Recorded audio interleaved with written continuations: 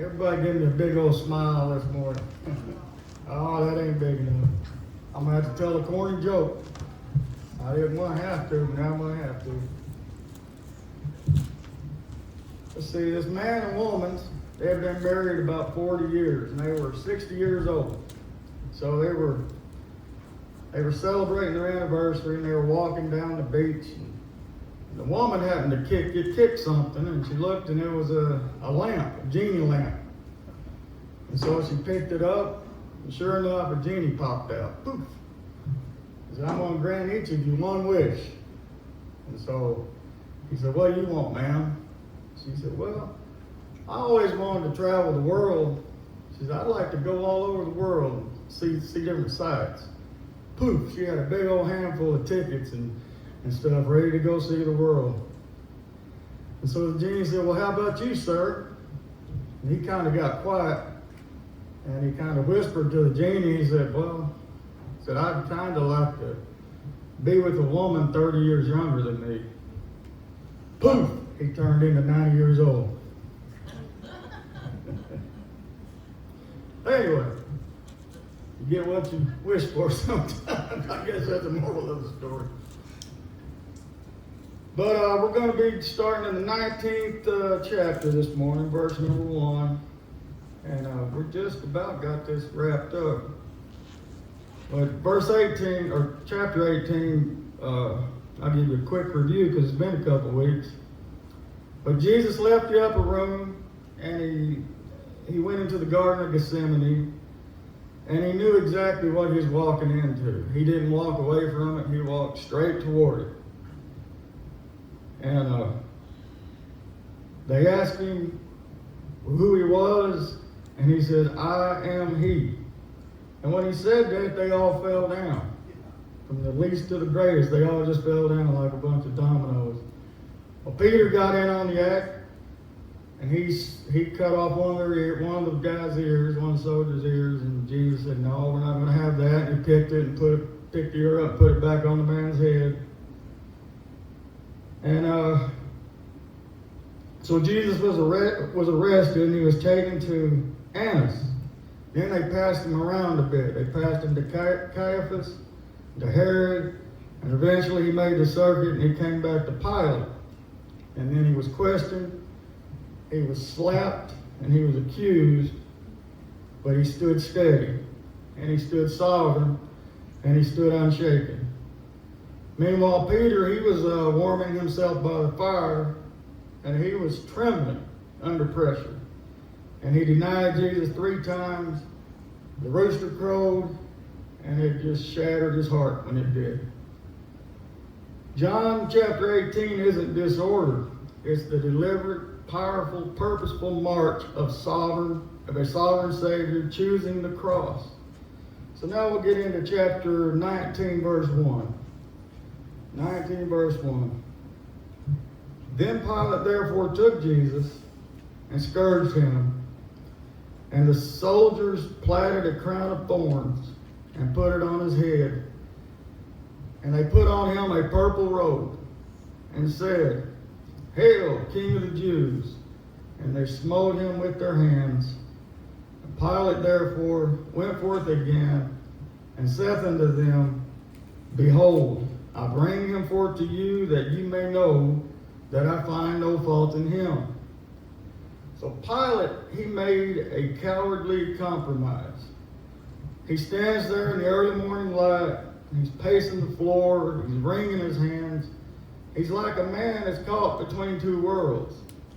And he already said it in chapter 18. He said, I find no fault in him at all. He said it boldly, right to the Jewish leaders' faces. And yet, here he is, ordering a punishment so brutal that men often died from it. Why? Because Pilate is hoping for a shortcut. He's looking for a compromise. He's looking for a way to save Jesus without standing up for Jesus. He's thinking, maybe if I hurt him badly enough, they'll calm down. Maybe the sight of his blood will satisfy them. It is the coward's path, trying to do the right thing without paying the price of doing right. You know, there is a price that we have to pay for doing the right thing sometimes. For example, one time I remember when we lived in Cottonwood, we did quite a bit of shopping down there at Blytheville Walmart. And so I went down there and I picked up a few things and picked up a couple shirts and just a few different things. Anyway, I went through the self-checkout. And so I'm scanning away. Somehow I didn't pay for 2 of those shirts. I noticed it when I got out to the parking lot. I said, that was kind of cheap. And I started looking at my ticket. And so I found out there's 2 shirts that I didn't pay for. The price of those shirts was $22.50. They'd probably be more than that now. But anyway, I was thinking to myself, I thought, well, I don't need to go back in there. Next time I'm down here, I'll save the tags. I'll go in and pay for it, make it all right. So I jumped in the van, and I was headed home. I got just past Cooter, about 2 miles from the house, I guess. The van started cutting out on me. I'm like, what in the world? I looked down, it was just piping hot. So I pulled over, raised the hood, and looked to see what the problem was. Sure enough, I threw a belt. So I'm like, my goodness, I should have paid for those shirts, you know. The Lord trying to tell me this, but that ain't the kicker. Finally, I let it cool off, and I went on home. And when I went to buy that belt for that van, you know what the price of that belt was down to the penny? $22.50. That's right. So the Lord was telling me not only to pay for those shirts, but to do the right thing when I knew to do the right thing. Pilate, he didn't want to pay the price for doing the right thing. And so what did he do? He started scourging Jesus. And this is at least PG-13. This is some pretty hard stuff coming up here. But they tied Jesus to a low post, and he was bent forward. And a soldier steps back, and he swings the whip, and the first strike lands with a wet, sickening thud. There's metal hooks on that whip, and it just tears the flesh. So blood splatters again, and again. Most men will faint. Some die, and some go crazy. But Jesus, he stayed conscious, and he endured every blow. The whip doesn't just bruise him, it shredded him. It shredded his back, turned it into hamburger meat. And when the soldiers are done tearing his back to ribbons, they decide that's not good enough. They got to make a joke out of it. A cruel, twisted joke. So they take a bunch of thorns and they make a crown out of them. Now, I read about these thorns over there, and some of them get up to 6 inches long. Most of them are at least 4 inches long. But they make this crown of these thorns, and they press it into his scalp. And blood starts running down his face in red threads. And then they throw a purple robe across his torn back. Can you imagine? The cloth sticking to the wounds. And they bow in fake worship. Hail, King of the Jews. And then you hear slaps. Then you hear punches. And they spit on him. They crown the king with pain instead of honor. Charles Spurgeon said, "Oh, that we were half as creative in honoring Christ as they were in mocking him." And he was right. So then Pilate, he steps out again, he's dragging Jesus with him. Jesus' face is swollen, his back's torn, thorns are pressed deep. And he raises his hand toward the crowd as if to say, "Look at him. Isn't this enough? Can't we be done here?" But it's not enough for them. And Pilate knows it. 5 times he tries to release Jesus. 5 times he knows the right thing. And 5 times he refuses to do it. He knows Jesus is innocent, but he doesn't have the backbone to act on it. And so the Son of God stands there, torn, mocked, humiliated. Not because Pilate found fault in him, but because Pilate he lacked the courage to stand for the truth. Let's read verses 5 and 6. Then came Jesus forth, wearing the crown of thorns and the purple robe, and Pilate said unto them, Behold the man. When the chief priests therefore and officers saw him, they cried out, saying, Crucify him, crucify him. Pilate said unto them, Take ye him and crucify him, for I find no fault in him. I remember I got to looking back over this chapter, just 3 days before, Jesus was coming into town on a donkey. He was on his triumphal entry. They were putting palm branches down. Hail, Hosanna, hail, Hosanna. And they were giving him all his glory that he had coming. And 3 days later, they're yelling, Crucify him, crucify him. So Jesus comes out wearing the crown of thorns and a purple robe. I want you to picture this scene. The door swings open. Out steps Jesus, bruised, he's bleeding, spit drying on his face. The mock robe is clinging to his torn skin. The crown of thorns is still pressed into his brow. And Pilate is hoping the sight alone will soften the crowd. Early church fathers said Jesus kept that crown on all the way to the cross. The king crowned with his own blood. Charles Spurgeon says many kings get their crowns through someone else's blood. Jesus got his through his own.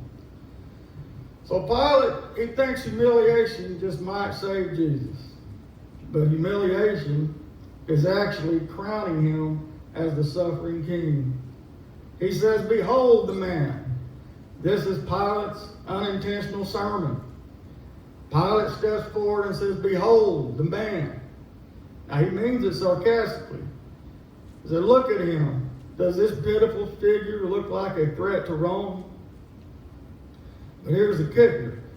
Heaven is speaking through Pilate's lips. God is saying, look at him. Really look. This is the perfect man. The true man. The man every man was meant to be. John Trapp says what Pilate was trying to convey to the crowd was, if you're men, pity him. If you're good men, release him. Now the crowd might have felt a flicker of pity, but the religious leaders, the moment they see him, they explode. Crucify him, crucify him. This is hatred of God wearing religious clothing. Any pity in the crowd was drowned out by the priest's scream. Trapp compared it to early persecutors shouting to the lions with the Christians. When people hate Jesus, they don't hate a man. They hate the God who confronts their pride. Pilate makes his third declaration. I find no fault in him. You take him. You crucify him. I find no fault in him. He knows they can't crucify him. This is once again sarcasm on his part. Pilate saying, if he's so dangerous, you do it. But you know you can't. 3 times Pilate declares Jesus' innocence. 3 times the world's judge says this man is spotless. Pilate mocked him. The leaders hated him. The crowd ignored him. But heaven declared him the perfect man, crowned in suffering, innocent and glorious, even in humiliation. Verse number 7. We'll read 7 through 9. Verse number 7. The Jews answered him, we have a law, and by our law he ought to die, because he made himself the Son of God. When Pilate therefore heard that saying, he was the more afraid. And he went again into the judgment hall, and saith unto Jesus, Whence art thou? But Jesus gave him no answer. The moment the leaders shout, because he made himself the Son of God, everything changes. It's like the real issue finally burst through to the surface. They never cared about Rome. They never feared a political rival. What burned in their hearts was this: he claimed to be God. Every Jew in that courtyard knows what Son of God means. It's not poetry. It's not a metaphor. It's not just a pretty title. It means full equality with the Almighty. And suddenly, the air feels hotter, the stakes rise, and the ground shifts. Pilate hears those words. He made himself the Son of God. And something inside him drops. He was already uneasy. He was already pacing around. He was trying to find a way out. But now he is afraid. He's not irritated, not annoyed, not amused. He is afraid. You know, I don't get into Greek interpretation and all that because it's all Greek to me. But anyway, the Greek word here means for afraid. The Greek word here means exceedingly afraid. So Pilate was exceedingly afraid. A spirit of fear came over him. Pilate grew up on stories. Stories of gods walking the earth in disguise, testing men, judging kings, and punishing arrogance. And now he looks at Jesus, beaten, bloodied, silent, and something doesn't add up. This man doesn't look defeated. He looks otherworldly. Pilate isn't staring at a rebel anymore. He's wondering if he's staring at God himself. And suddenly the man who commands armies feels very, very small. And he says, "Where are you from?" So Pilate pulls Jesus back inside, away from the crowd, away from all the noise. And with a voice that trembles just a little bit, he asks, "Where are you from?" It's the right question. Maybe the most important question a person can ask, because if you know where he comes from, you know who he is. But Pilate, he isn't asking to learn. He's asking to escape. He wants Jesus to hand him a lifeline, something he can use to justify letting him go. But Jesus has already told him everything he needs to know. He tells him, "My kingdom is not of this world. I came to bear witness to the truth." So Pilate heard this. He didn't want to deal with it. So Jesus stands silent. And that silence is louder than thunder. It forces Pilate to face the truth he's been desperately trying to avoid. Pilate is terrified because he realizes he may be standing face to face with someone not of this world. And Jesus' silence leaves him nowhere to hide. Verse 10. Then said Pilate unto him, "Speakest thou not unto me? Knowest thou not that I have power to crucify thee, and have power to release thee?" Jesus answered, "Thou couldst have no power at all against me, except it were given thee from above. Therefore, he that delivered me unto thee hath the greater sin." So Pilate, he can't quite believe what he's seeing here. He's used to prisoners just totally falling apart, falling down on the ground and groveling, begging, promising anything. But Jesus, he doesn't do any of that. He stands there calm, steady, and silent. Not a tremble, not a plea, not even a flinch. So Pilate, I can see his eyes narrowing a little bit, and he says, "What? You're not speaking to me? You won't speak to me? To Pilate, this is unthinkable, but to Jesus, it is prophecy. Isaiah 53 will come up over and over again when you're reading about the crucifixion. Isaiah 53:7, it's unfolding right here in front of him. He says, as a sheep before its shearers is silent, so he opened not his mouth. Jesus, he's not intimidated. He's not desperate. He is in control, even in silence. Old Pilate, he tries to reassert his power. He straightens up, puffs out his chest. If he had pants, he'd pull them up, but he probably don't have any pants, probably got a robe. And he tries again. He said, don't you know I have the power to crucify you or to release you? But here's the irony. Pilate thinks he has power, but the only power he has is the power to do wrong. He can condemn an innocent man, but he can't bring himself to do the right thing. He's too weak to stand up to the crowd. He's too afraid to lose his position. He's trapped by politics. He's too trapped by politics to act with any integrity.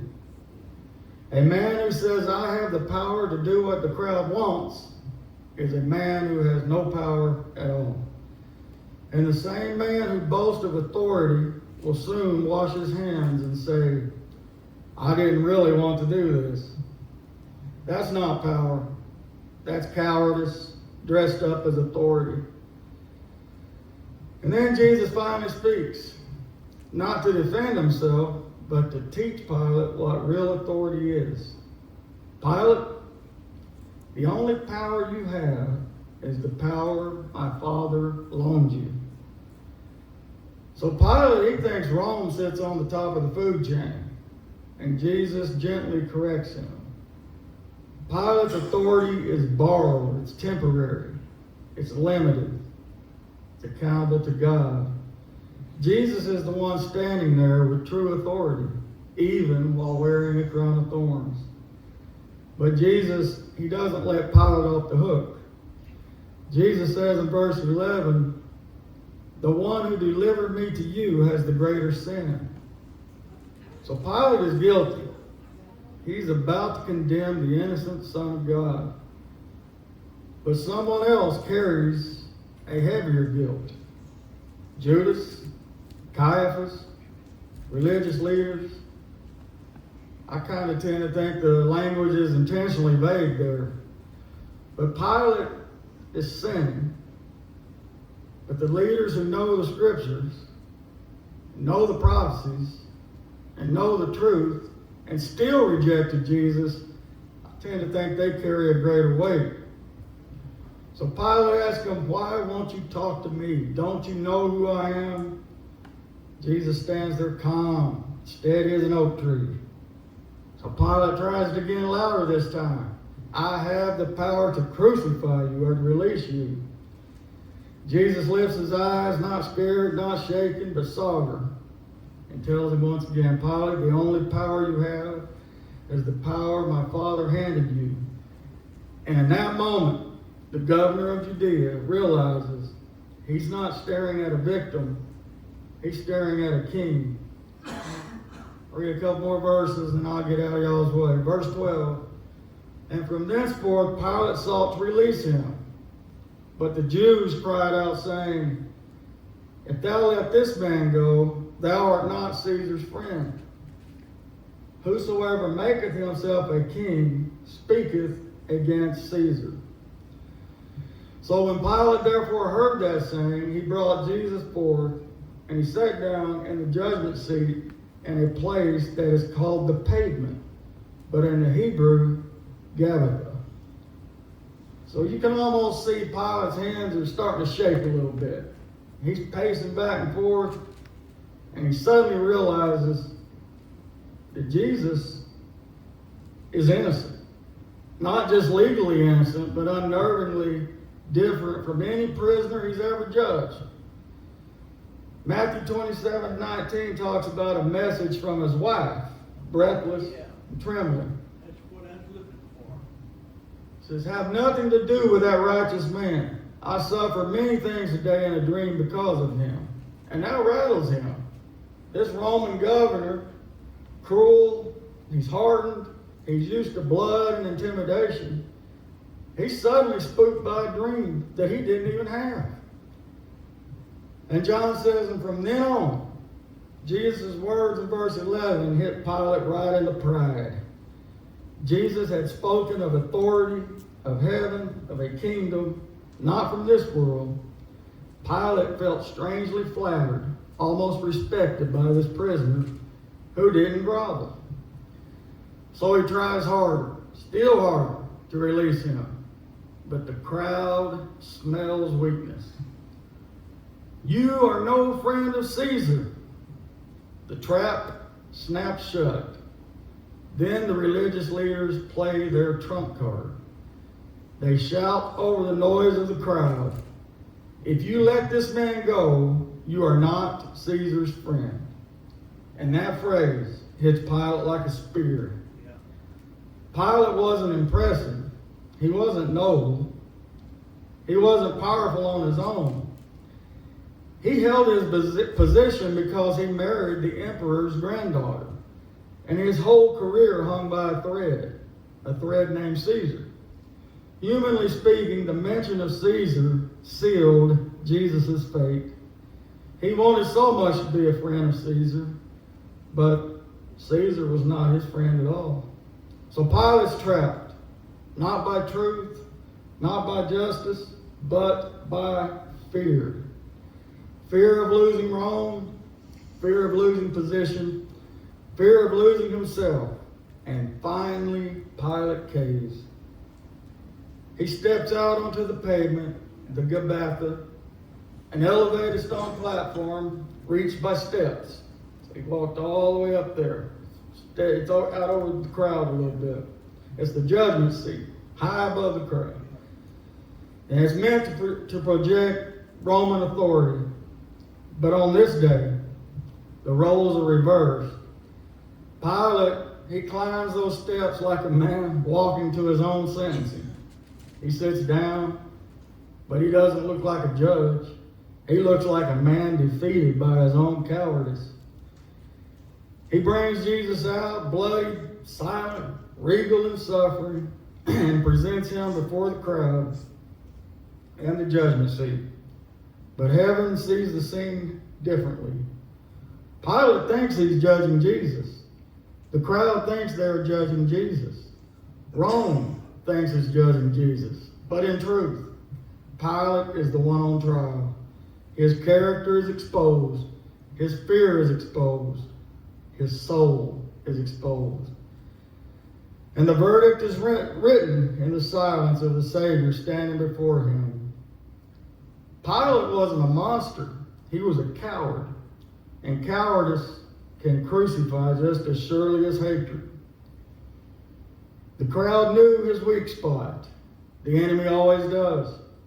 The judgment seat was elevated, but Pilate was the one being weighed. Jesus stands silent, but his silence speaks louder than Pilate's authority. That's all I have this morning. We'll pick it up with the 14th verse next week. Brother Tommy, turn the service back to you. God bless you all.